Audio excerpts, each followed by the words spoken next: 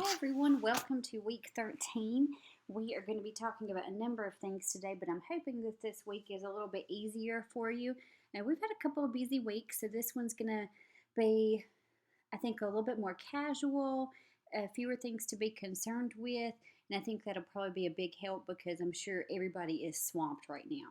So, of course, speaking of swamped things, I will be working on updating your grades through this week so you get paper grades and classwork grades and all of those things together. So just keep an eye out for those.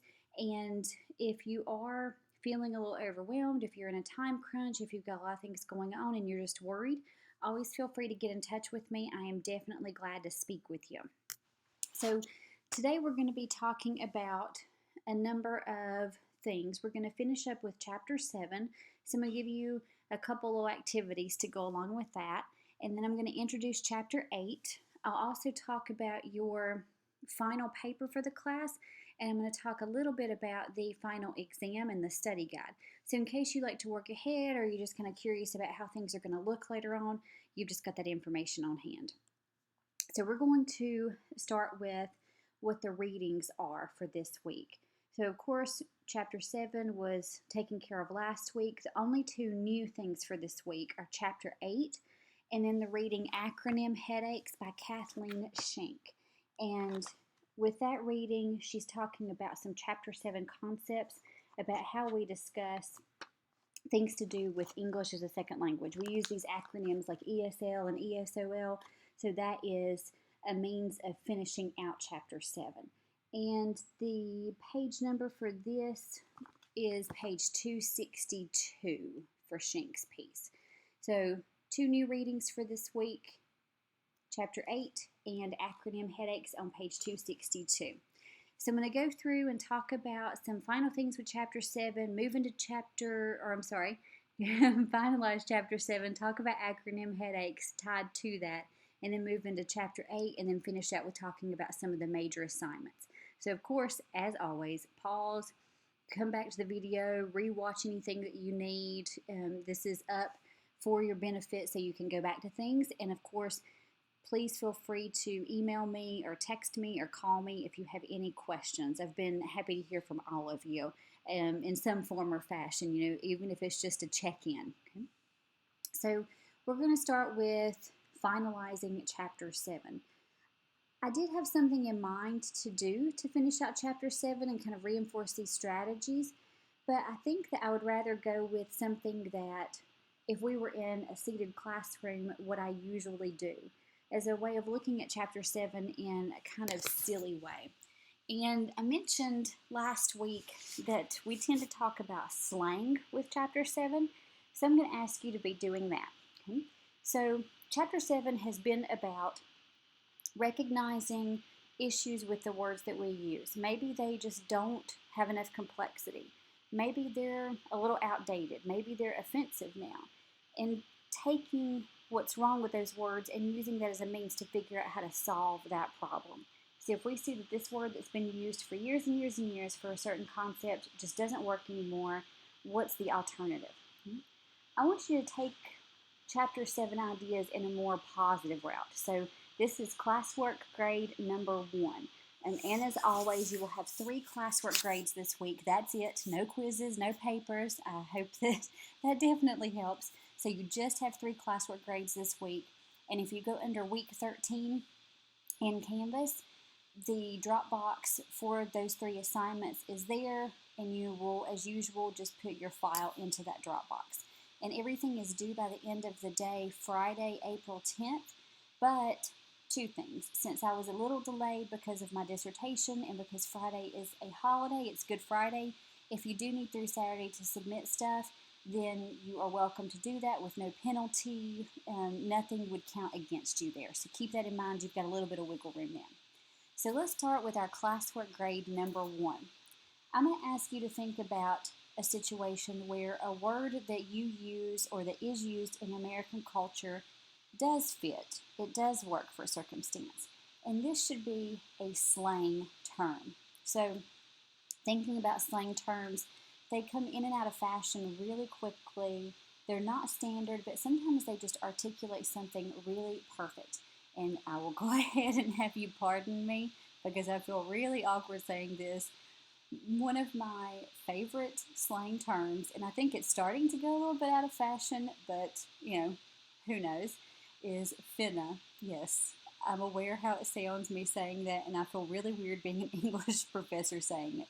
So, finna, Finna, is of course derived from the slang term fixing to, means I'm about to. So, when we changed in our language fixing to finna, it fits really perfect because it's already an informal term and it's this kind of efficient way to say I'm about to do something. I don't know, it just says what it needs to say. It's kind of perfect. So I love talking about slang, I love talking about words, and that's where I would like for you to come in. So classwork grade number 1, if you will write down or type in, of course, an example of a slang term that we currently use in our society. And explain to me, first off, what this slang term means. So give me a 1 to 2 sentence definition. And then explain to me how this term is a good fit for the circumstance. So not thinking about in terms of, oh, there's something wrong with this word or it needs to be fixed. How does it actually work and fit the idea that it stands for? So classwork grade number 1, write down a slang term that is in current use, give a 1 to 2 sentence definition of that slang term, and then give another 1 to 2 sentences that discusses how this slang term is a good fit for the situation that it discusses. So I think this is just another way of looking at language, but it's also something fun, and I will probably learn something because I think slang can definitely vary across boundaries of region and boundaries of age and all these types of things. So I look forward to seeing what you have to say for that particular exercise. So that takes care of classwork grade number 1. There'll be, of course, 2 more coming up. I'm going to, though, move us into talking about, with finishing chapter 7, Schenck's essay Acronym Headaches. So on page 262 in your textbook, Schenck's essay is talking about that we need to change the way that we refer to English as a second language learning. And we have these acronyms that we use pretty frequently, ESL and ESOL.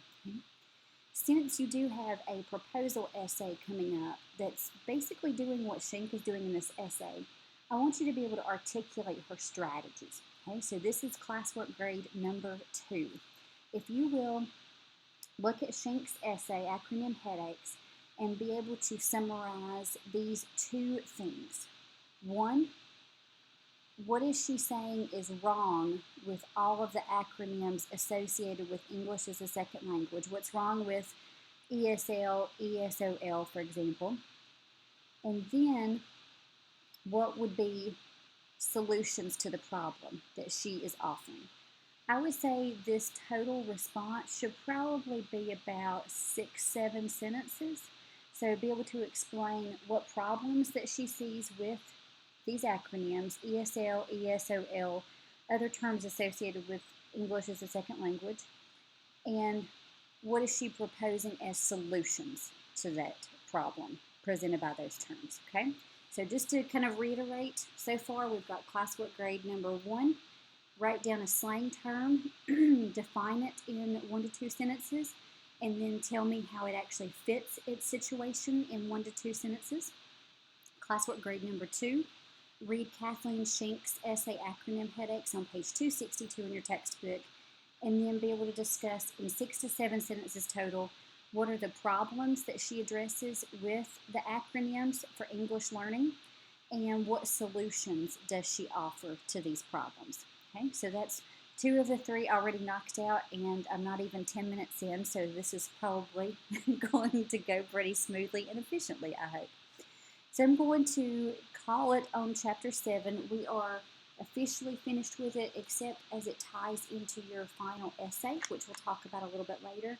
And I'm going to move into talking about chapter 8 and then get into those major assignments. So if you do need to take a pause, understandable, because we're about to shift completely into a different area here. So let's move into talking about chapter 8. So as you can see, chapter 8, if you've taken a look at it, or of course we're talking about this right now, you'll see that it starts to become more personally oriented. If you look at things like chapter 1, where it talks about focusing your questions, and we talk about, of course, busting up dualities, there's definitely a personal element at play, but you'll see with chapter 8 and then later on chapter 9, they tie a little bit more to your personal experiences and the environment around you. So I kind of like the trajectory of the chapters because we start out a little more technical and then we end a little bit more personal. And I think that that makes your final exam a little easier, and it also is a way of making the end of the semester a little bit less difficult, because I think if any of us can talk about anything, it's ourselves. We know our experiences, we know the things that we are going through, we know what our environments look like. So chapter 8 is all about escaping the status quo, and it's formulated on this idea that typical life includes typical ways of doing things. Each morning, well, your mornings may have changed a little bit now, but typically each morning you wake up to an alarm, you do particular getting ready for the day things in whatever order you see fit. So it may be eating breakfast, brushing your teeth, taking a shower. It could be taking a shower first. It could be taking care of a pet. It could be any number of things that you do, but there's a certain pattern to your behavior. Society functions on these patterns as well. So society, there's typical ways that we see things happening. If you go from town to town, for example, the roads in America are going to look pretty much the same. Landscaping is going to be very similar. You expect for police cars town to town to look the same. So we operate on these consistent patterns because usually they keep things efficient, they keep things safe, they work well. So there's nothing inherently wrong with sticking with the status quo, with sticking with established patterns. But we also need to think about why we do things in this particular way. Chapter 8 particularly focuses on why we think in status quo ways. How does our thinking go along these typical patterns that we don't tend to question? So the goal with chapter 8 is to question the way that we think within the status quo. That doesn't mean you have to say, oh, the way I think about this is wrong. I need to change exactly how I feel about this issue, or I need to see that I ultimately was basing my assumptions off of something wrong. But it's just more so, why do you think the way that you do? Why do you follow these particular patterns? And is it productive or not? So there's multiple strategies that we'll be talking about here, and I will be tying this into some textbook elements. That will be our chapter exercise that will be classwork assignment number 3. So you've had classwork assignments 1 and 2. The first one on chapter 7 and slang, the second one on Schenck's essay acronym headaches. Go through chapter 8 and I'll talk about your assignment there. So the first strategy is one that you should be familiar with. We've talked about quiet assumptions quite a bit in the past. So whenever you are interrogating the way that you think, the way that you typically approach things, think about ways that you may process things in kind of an automatic sense and a knee-jerk reaction. So you might just sort of naturally go through life assuming that, most other people are relatively pleasant. You might go through life assuming that working hard means that you will succeed. These are things that are not necessarily unhealthy to think, but they may formulate a lot of the ways that you relate to other people, actions that you take, and it's good to sort of think about why you believe these things, why you act on these particular thoughts. So chapter talks about how good thinkers look to the root of their patterns of thinking and say, okay, well, where did this come from and what assumptions are they based off of? So it's not to say that any assumptions may be harmful, but they could be potentially limiting. They could limit your behavior. They could limit the way that you think. So let's take that example of your idea that hard work equals success. You've lived your whole life based on that. You've done well in school. You have always been helpful at home. Maybe you have a job where you're working hard, saving some money. And your idea being that this is going to keep paying off, that you will be successful in however way you define that. That's not necessarily harmful. It keeps you motivated to work hard. It keeps you motivated looking toward the future. But we might say, okay, well, what assumptions are based there? Or what else is going on with this thought? Could this be potentially limiting? So when we look at this idea of hard work equals success, we might say, okay, well, I'm assuming that based on the fact that every time I worked hard, something good happened. However, what would be the case if I worked really hard and got no reward for it, got no money, got no recognition, got nothing? And you might say, okay, well, then that might call into question this idea that hard work is equals success. And we can also find examples of people who may work very hard, but by certain societal standards, they're not successful. Think about people who may engage in really heavy-duty work that just doesn't pay a lot. They might work 40, 50, 60, 70 hours a week, but their pay is pretty low, and so in terms of success, they may not have that financial aspect, they may not have that stability, even though they're working very hard. So when you're thinking about calling out the quiet assumptions, you're not necessarily saying, okay, well, let me just think about what's wrong with the way I think. Let me address where this has gone sideways or it doesn't hold up. But it's just more kind of examining it, kind of chewing it over, seeing if there are exceptions to the rule, and saying, okay, even if I don't adjust my way of thinking to adapt to these exceptions, at least I know that they're there. At least I know what kind of patterns I'm falling into. So it's almost like reading yourself. I like to think of chapter 8 is, and chapter 9 will later on be this way. It's almost like a psychoanalyzing. You start to think about why you think the way that you do.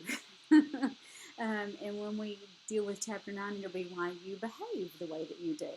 So pretty interesting stuff, reading into yourself. If you don't like self-examination, chapters 8 and 9 might be a little bit of a problem. So if we are trying to escape the status quo, or at least question our place in these typical ways of thinking, the first strategy is to call out these quiet assumptions. The next strategy is to question the maxims. And as your textbook talks about, maxims are these statements that we have repeated again and again, but we don't really call them into question. And there are some really interesting ones that are in your textbook that I'm going to reference here. So let me get to that point.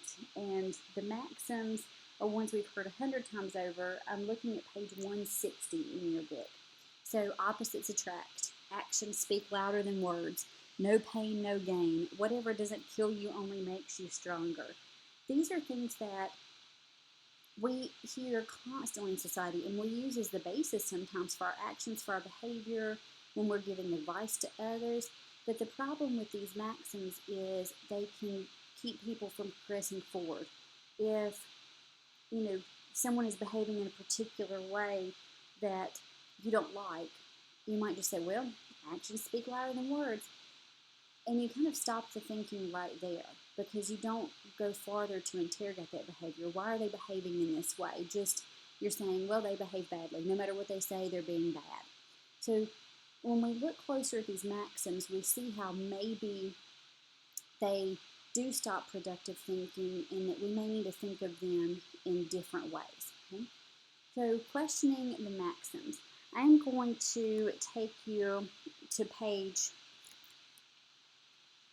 162, and we're going to be actually using the maxims that are in the book on page 160 with this exercise on page 162 in mind. So the exercise on page 162 asks you to deal with educational maxims, okay? To talk about how maxims such as everyone learns differently, you have to learn the rules before you can break them, you have to believe in yourself, when the student is ready, the teacher appears. It's asking you to discuss how these maxims might not hold up so well to thinking. expand this exercise a little bit. So this is your classwork exercise number 3. So taking inspiration from the exercise on page 162, I would like you to pick any 2 maxims that are in chapter 8. This could be ones on page 162, 163. This could be ones on page 160. So pick any 2 maxims. And in 6 to 7 sentences total, discuss what the potential problems with these maxims might be. And as an example, I'm going to go back to page 160 and go with whatever doesn't kill you only makes you stronger. I think a lot of times people say this to others in order to give them a sense of hope, like, oh, you've been through a really rough time, but you're going to come out of it great. So I think the intentions behind that maxim are ethical and helpful. However, when we look at it really closer, we can see that there are quite a few problems with this statement. Whatever doesn't kill you only makes you stronger. I think about things like a horrible car accident. A person might come out of that very weakened, having to go through surgeries, may not physically be the same person again. Maybe a person going through chemotherapy. There's a lot of experiences in life, particularly when it comes to our physical health, that we may go through them and emerge on the other side not necessarily physically stronger, potentially mentally stronger, but we may not be stronger in any way. We may have just survived. So when we say whatever doesn't kill you makes you stronger, there's almost that implied pressure of if you go through something horrible, you need to come out on the other side a better person in a sense. Okay? So that's classwork grade number 3. Looking at the exercise on page 162 for inspiration, pick any 2 maxims in chapter 8, any of the ones on page 162, 163, or any of the ones on page 160. So pick any 2 of those and explain in 6 to 7 sentences total why these maxims might be potentially problematic, why they might not hold up. So just to recap so far, we've had classwork grade number 1, inspired by chapter 7. Take a slang term that is currently in use and in 1 to 2 sentences explain what it means. 1 to 2 sentences more explain how the term and the concept fit really nicely together. The classwork grade number 2, after reading Schenk's acronym headaches, make sure that you can talk about 2 things in 6 to 7 sentences total. 1, what are the problems that she addresses with terms for English learning? And 2, what solutions does she pose to the problem? And then last but not least, our page 162 exercise with 2 maxims here. So again, if you are going through this, if you have any questions, let me know. I will be glad to help. Send me a quick email, text me, whatever the case may be. So all 3 of these things will be due in the Dropbox by the end of the day, Friday, April 10th, with, of course, a little bit of wiggle room considering my video is up a little bit later this time around. We're going to finish out with Chapter 8 and talk about the other 2 strategies. So we've discussed call out quiet assumptions. When you think about thought patterns, what is underlying there? What assumptions are they based off of? And then another strategy, question the maxims. These cliched, familiar, frequently used statements that we have in society, be able to discuss why they may not hold up to all situations. Okay? So let's move to strategy 3. Question the reasoning. Anytime you hear an argument being made for a particular policy, a behavior, a way of seeing things, always be able to address its logic. Is it actually holding up under scrutiny? You basically did that with your last paper, where you looked at the opposition's stance on an issue, and you talked about where it doesn't quite hold up. So this strategy comes back again in Chapter 8. Chapter 8 has a little section on logical fallacies. So these are errors in logic that you may be able to identify if you are questioning a line of thinking. A line of thinking could just be out and out incorrect. It could be impractical. It could be immoral. or in this case, it could be illogical. So I want to talk about these three fallacies. If you look up argument fallacies online, there are 40 on some pages, 70 on others. These are three of the most common ones, so I'll just go through those momentarily. This would be good to think about in terms of your last paper, because when you can look at something closely and say, okay, the logic behind this doesn't quite hold up, that's a really fruitful area for argument. And of course, I'm going to be talking about that paper momentarily, so hold tight. So our first fallacy that's talked about in Chapter 8 is the wrong cause. So you might have someone presenting an argument, and let's talk about this in a very simplistic sense. Let's say that, your grandmother is out somewhere and a black cat crosses in front of her path. And then a couple hours later, she falls down and hurts herself. So if she says, oh, well, I fell and hurt myself because this cat crossed in front of my path, of course you would say, Grandma, that's not right. You just fell. There's no such thing as a bad luck omen coming from this black cat crossing in front of your path. So that would be an example of the wrong cause, where someone says, okay, because of this, this happened, but you can't make these two things actually connect. When you look at it a lot closer, it just doesn't fit together. And I would say with fallacies here, they are definitely used frequently by people who want to manipulate. So you might hear people say, oh, because of this, this happened. Blame this person who started all these things. It works for a moment to manipulate people, but once people start questioning the logic behind these fallacies, then it all falls apart. But for people who their careers are based on trying to shock others and make them angry and get really fired up, they make strong use of fallacies to motivate people to believe a certain way or vote a certain way or embrace certain theories, things of that nature. So the wrong cause. Then let's go to the wrong name. This is actually something that could easily emerge in your last paper, where you label something in a way that drives incorrect thinking. And your chapter talks about the concept of slave ants, which is an interesting section. And a scientist whose area of expertise is in insects talks about why that name does not quite fit. Another thing, and I've mentioned this previously, is this idea of the war on drugs. I mentioned this with Chapter 7. Sometimes people refer to that as the wrong name because war connotes that you have weapons, you're combating this pretty visible enemy, and that one side is a clear winner. And if we think about how our government and how our society is pushing back on drug use and drug selling, war just may not quite fit all of that complex dynamic. And then finally, the wrong conclusion. I like to use kind of silly, simple examples for this.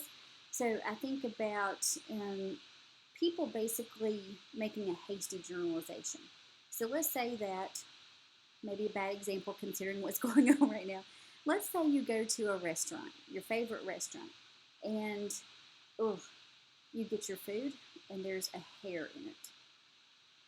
You're probably going to be a bit upset. But if you go to your friends and say, okay, well, I got a hair in my food from this restaurant, so every single time you go, you're going to get a hair in your food as well.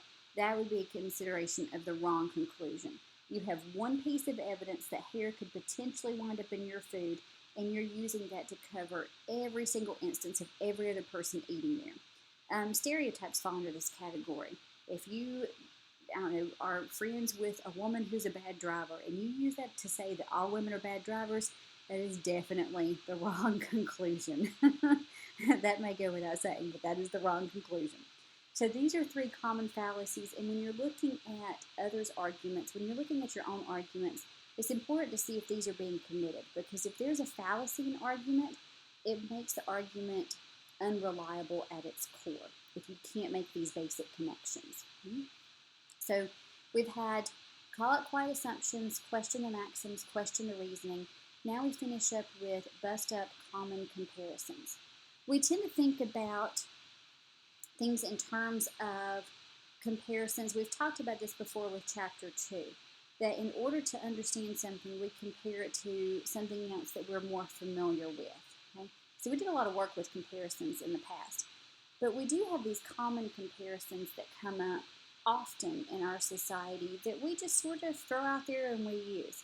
Um, One is comparing a lot of times the human body to a machine. And you can see initially where that would fit. We need to fuel it up, so to speak. It's got some parts that may or may not work very well all of the time.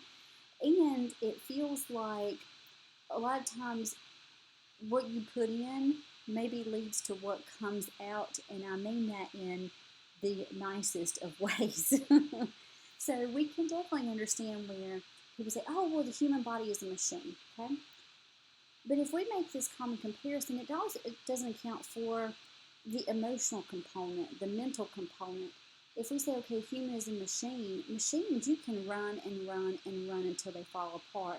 You really shouldn't do that with human beings. It is unethical to push a person to the brink of work, of what have you, until that person just quits or the machine dies. So if we look at that comparison, it doesn't quite hold up all the time. And your textbook talks about the comparison that's often made between a household budget and the government budget. At first glance, it seems pretty simple. You have numbers for expenditures, numbers for savings. What's the money in? What's the money out? But when we think about the government, it's such a complex bureaucratic structure. It just cannot be quite compared to a household budget because the government is going to be involved in so many different areas. And we're talking about economic concepts of inflation, for example, that are layered over the top of that. So when we think about chapter 8, it's all about how do we usually think about things? How can we question that? Not necessarily to see if we're wrong, but to see if our processes, our thinking processes work. Okay? So that entails calling out quite assumptions, questioning the maxims, questioning the reasoning, and busting up common comparisons. The one thing I definitely miss about not being in the classroom is this ability to be able to address any questions. So, well, immediate questions, I would say, as we're talking. So if you're looking through the chapter, if you're reading through and getting more in depth on the points that I've brought up and you're feeling a little stuck, let me know. If there's questions that I feel like would be helpful for everyone else, I will be glad to post those and talk about those or do a follow-up video or something along those lines. So anytime you feel a little iffy, just let me know because there are probably a ton of other people who are feeling the same way that you are. So far we have concluded with chapter 7. We have introduced chapter 8, which is going to take us also through next week. And we've got some very interesting readings. I cannot emphasize enough how much I wish we were in class talking about these readings next week. But we will do the best that we can in this format. And thank you guys for being awesome in working with this format. It is not easy, but we are adapting. And adaptability is quite important. So kudos to you, and I'm very proud of everything that you're doing. So we've gone through chapter 8. You've got your 3 classwork assignments. And, of course, I know you might say, okay, I'm a little tired of hearing her. If you are, you're fair enough. But I do want to talk a bit about the 2 last big assignments of the class that you will need to know about. This is the proposal essay, which I've talked about previously, but we'll talk about more in depth, and the final exam. So I'm going to start with the essay, talk about some possible topics, talk about the samples that are in Canvas for you, and then discuss the final exam study guide, which I will also post a copy of by tomorrow. And that way you can go ahead and start thinking about the questions, ask me about them. I plan on taking, in the next 2 weeks, some time to go through the questions really thoroughly. But if you have some initial thoughts, of course, please let me know, and I'm glad to speak with you. So let's go to talking about our proposal argument. This is the final paper of the class. This is due the last official day of class, which is Friday, April 24th. So it's due Friday, April 24th at 11:59 p.m. And you've got your Dropbox and Canvas. The typical things will apply where you will welcome to send me a rough draft up to the night before, and I'm more than happy to give you some feedback here. Okay? So just to reiterate, the proposal argument needs to accomplish a couple of things. It needs to select a term that you feel like is a problem, discuss why that term has problems attached to it, and then offer solutions to those problems. Okay? So you may take a term and say, okay, it's too simple for the situation, or it's offensive even though people don't quite see it as such yet, or it might make people feel bad, or any number of the above. A term could be a problem for 5 reasons, or for 1 reason, or for 2 reasons. So think about where those problems are and be able to discuss them as thoroughly as possible. Then when you're offering solutions, your solutions may be something like what is going on in acronym headaches, where the author says, okay, how can we look at these terms differently? What new terms can we come up with? Your solutions to the problem may be, okay, here's a new word that we can use. Solutions could include reconfiguring the way people think, or it can combine the 2 things. So your solutions don't have to all be, here's a new word, here's a new word. It can be a combination of multiple things. So your goal with this paper is to discuss the problems in a particular word and then offer solutions to those problems. And I will mention again, make sure that the word that you use is not universally agreed upon as offensive. If it's something that a large group of people find offensive, then don't use it. There's no argument. You're saying, oh, it's offensive, and everyone will say, yeah, that's true. So we all agree on that. Great. So leave that be. So this paper, as typical, 3.5 to 4 pages. You need 3 sources. Those may be dictionaries. Those can be articles that discuss the use of the word. Be as creative as you would like to be. The sources do not have to be a particular age. They don't have to come from Galileo.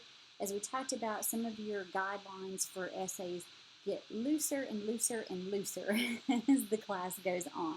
This is a case in point of that. So 3.5 to 4 pages, 3 sources from any particular area, that's completely fine. I do want to talk about the structure of this essay and then point you to the samples and the topic list and things that you'll need resource-wise for this. So your paper's intro needs to initially get the reader's attention by talking about the problem presented by this term. What exactly is the issue with it? If you feel like it's helpful, in the introduction you might also discuss when this term started being used, how it's progressed through time, just to give the reader a sense of background there. Your thesis should talk about the need to find a solution to the problem of the term. And I'm going to show you a couple of examples from our sample essay so you can see that in practice. Your main points need to be divided up. Part of your paper, about 1.5 pages, should discuss in thorough detail what is the problem or what are the problems that this term presents. Okay. What are the effects of these problems? What specific situations does this term come up in where it creates issues? Be as specific as possible. Give names, give numbers, anything that you need to show there is truly a problem here. If you don't have enough specific information in this problem section, it kind of reads like you made up a problem just to create one. And you definitely don't want that to be your implied approach. After you discuss the problems with the term, discuss potential solutions. You need to have at least 2 and be specific as possible with this is the solution here, or this is solution number 1, here's the good side of it, and here's a con of it. Here's solution number 2, here's a pro of it, here's a con of it. And that should at least take up 2 paragraphs. And then your conclusion needs to address which of the solutions is best and why.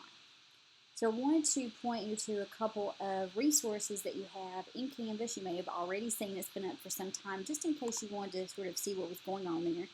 I've got under week 13 in Canvas this sheet that talks about the guidelines. I've got topic ideas for the proposal essay, and then I've got several sample essays, all of which are great. Some of them, maybe the grammar may not be 100% or little nitpicky things, but the content is on point. So definitely use those as references. So I've gotten a ton of terms on this possible topic list. These are just ones that people have used in the past.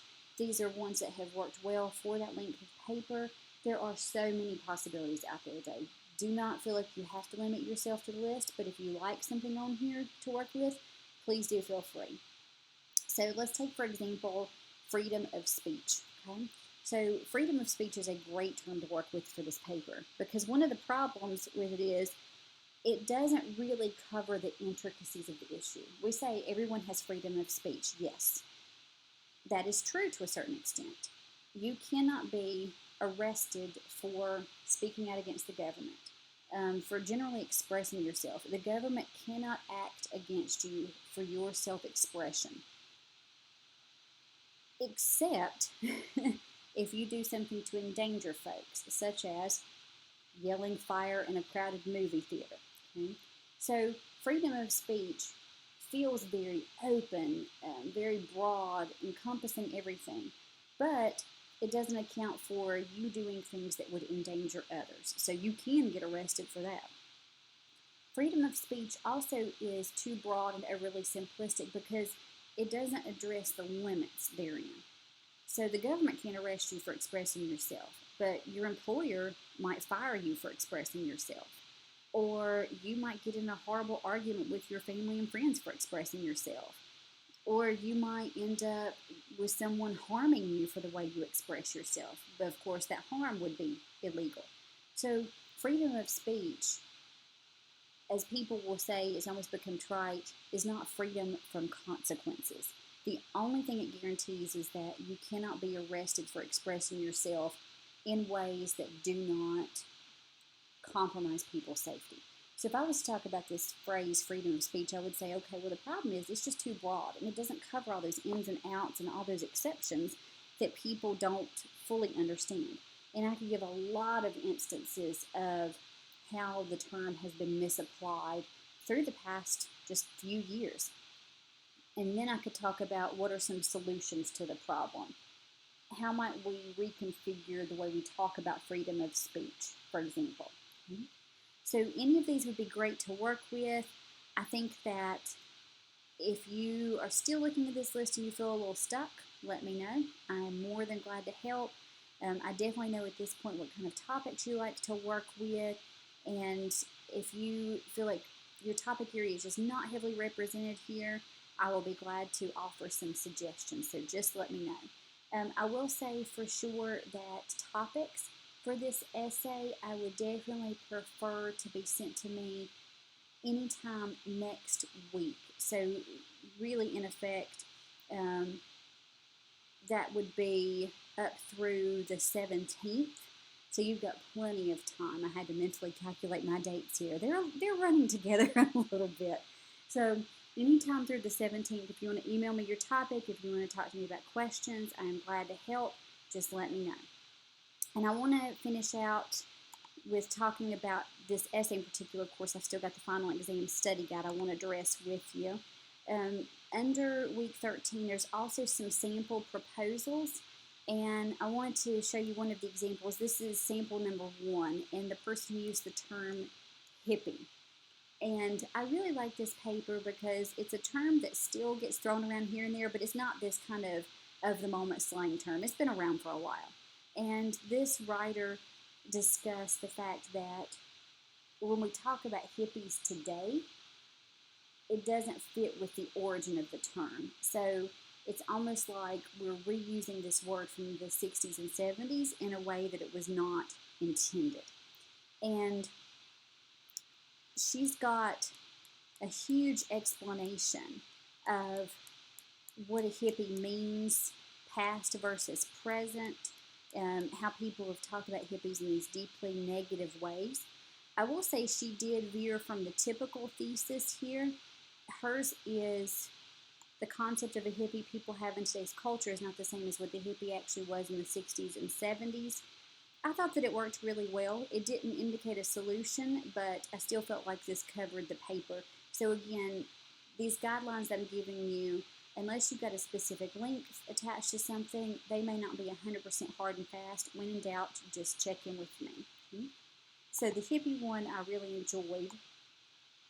I also like this one on tomboy. So this person had been repeatedly called a tomboy throughout her life and definitely wanted to address that because she felt like she had a personal connection to it. And her thesis is a little bit more technical, maybe business-like, I suppose, but it still works.